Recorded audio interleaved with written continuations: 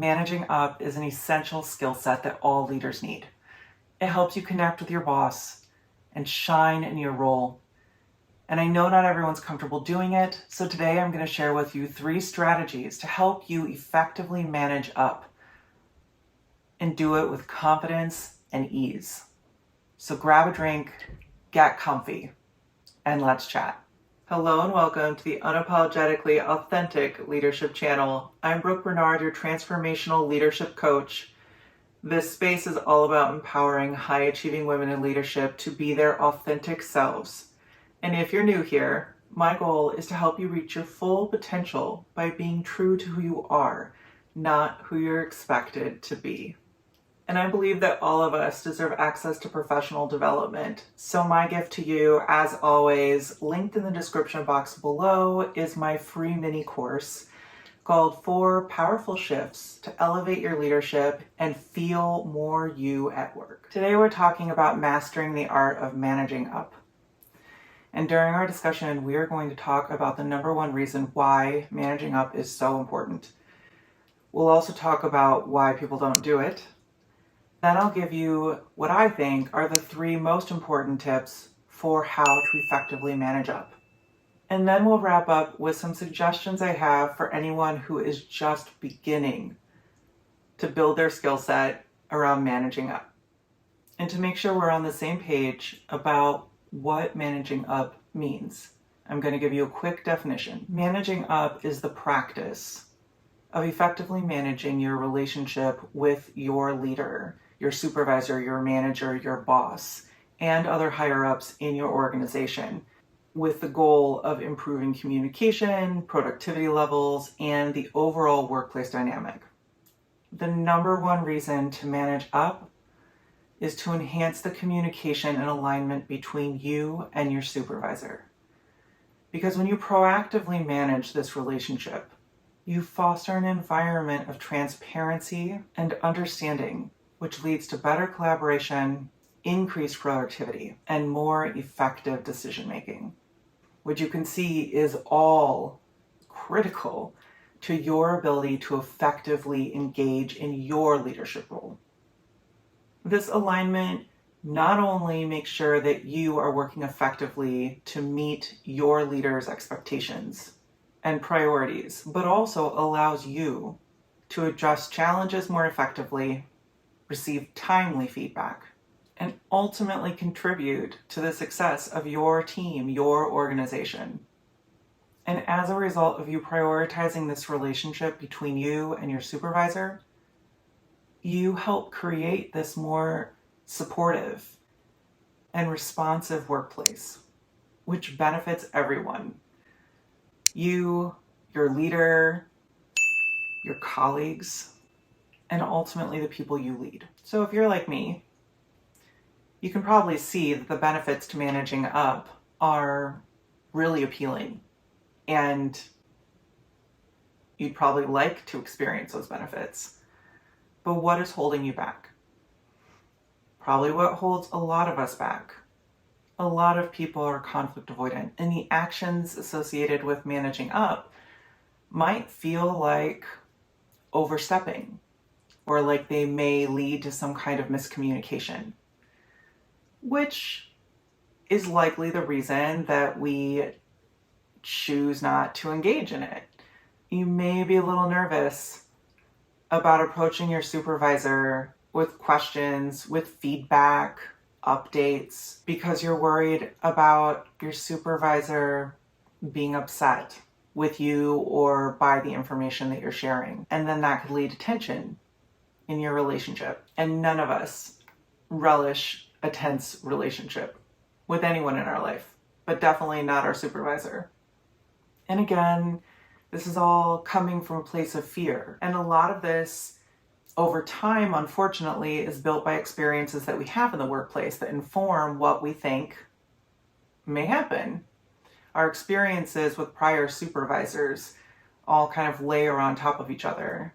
If you had a supervisor that didn't welcome questions, then part of your brain thinks, with all supervisors moving forward, maybe I shouldn't ask that question. Maybe it would land me in a negative space with that person. Maybe they wouldn't like the questions. all because that first supervisor didn't welcome questions. Or maybe you had a supervisor that didn't react well when you had to share news that wasn't positive.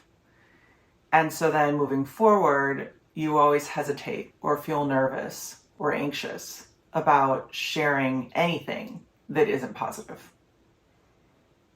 thinking it may not be received well. And then you might be blamed for it, or just have to sit there while they're experiencing their own emotional reaction to it that spills onto you. And all that makes sense because we're human beings. And part of our survival has been built on learning lessons and applying them to similar situations in the future. And no one wants their supervisor, their manager, their boss to think that they are a problem or they are incompetent. And as a result, your work environment could get worse instead of better. We're afraid of facing negative repercussions because we bring up issues. And I want to offer to you that maybe, just maybe, you want to think about watching my videos on psychological safety. Because in a healthy workplace environment, questions should be welcomed. And supervisors, managers, bosses should seek feedback and should want to hear what your ideas are and how you see any given situation because of the valuable knowledge and insight that you could offer. Also, if you feel like you have a supervisor, manager, boss that absolutely would not be open to questions and feedback, I would argue that probably puts them in the lane of horrible boss. And if you want some stress relief and some good laughs and maybe some tools, you should also check out my horrible bosses video. I know things can be challenging sometimes. So hopefully what I'm going to offer you next is going to be a way to move forward that is politically savvy and will help you navigate this with ease. So here are the top 3 ways that I think any good leader effectively manages up. Take time to learn what your supervisor values most when it comes to projects, deadlines, and team performance. And then align your work accordingly. Think critically about how you can support the objectives they're working towards. Because the work you do and the work your team does should directly connect with what your leadership's goals and objectives are at any given point in time. And we know with our workplace environments that change happens, and regular check-ins with your supervisor can help you stay informed of any shift in priorities. And next is communicating effectively. Always keep your manager informed of what you're working on, your progress, challenges, and potential roadblocks. Use clear, concise communication, and I highly recommend that you tailor your updates to match their communication style. For instance, some leaders that I have had want quick emails at the end of the day with all the updates that have happened. Other leaders want that meeting that we have weekly, bi-weekly, monthly to be sit down, discuss, give them all the updates. Some of them had pre-built agendas that they wanted me to fill in prior to the meeting so that they could read over all of my updates, and then once I was in the meeting space, they could ask more questions and reflect with me on things I had added. Each leader is different. Each supervisor, each manager, each boss is different. So you need to make sure that you understand what their preferences are and match their style. And by making this adaptation, you enhance the understanding and the rapport between you both. And part of good communication is actively seeking feedback and then reflecting on any suggestions or concerns that they have. It will help you gain some insight into how they're thinking about you and how they're thinking about your work and the work of your team. And over time, you will start to learn what the things are that they are most interested in, which will help you bond and connect with them on a deeper level. That will result in you becoming more of a trusted confidant and maybe even someone that they brainstorm things with when they need to make decisions. So take the time to invest in that relationship. And last, we have being proactive. Sounds simple, but hear me out. When you're able to anticipate the needs of your leader before they've asked, just because you are in sync with them and you pay attention, you will become invaluable. Because all leaders have a lot on their plate. Managers, supervisors, bosses, whatever term you use. We all have way more being asked of us than is humanly possible. It's the rare exception that actually has a moderate workload or a reasonable workload. The people we report to have a lot on their plate, a lot on their minds, and therefore carry a lot of stress all the time. And if you can anticipate what they're going to need, then that alleviates one small part of what they have going on at a given point in time, which means that they will really appreciate you. They will value you as a member of their team, their circle. And that will improve your working relationship and the work environment, period. These 3 strategies can truly help you to enhance your working relationships with your direct supervisor, manager, boss, and the other higher-ups in your organization. And generally speaking, contribute to a more effective and harmonious work environment.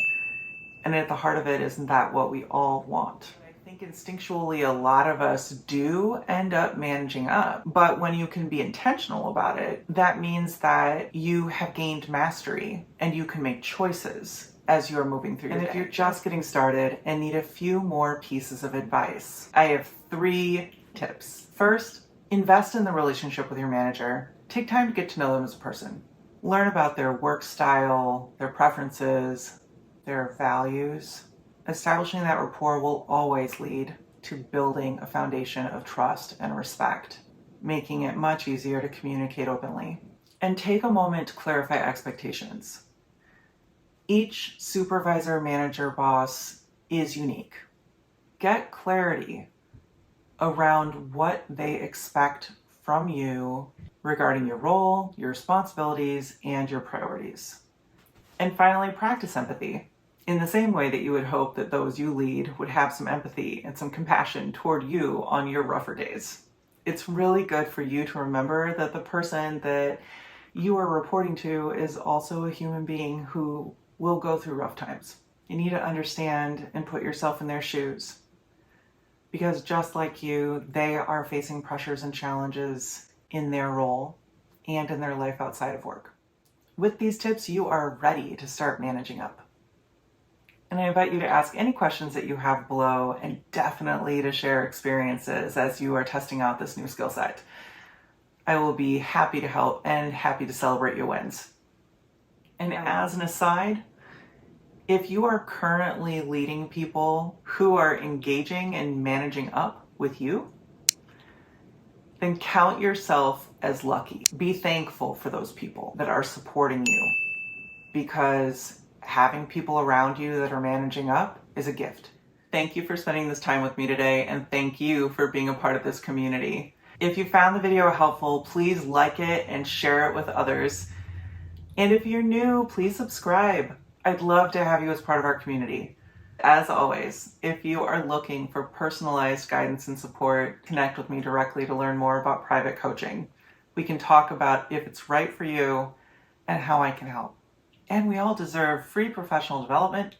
So if you're interested, check out the mini course. It's always linked in the description box below. Until next time, stay true to yourself, lead with purpose, and thank you for watching.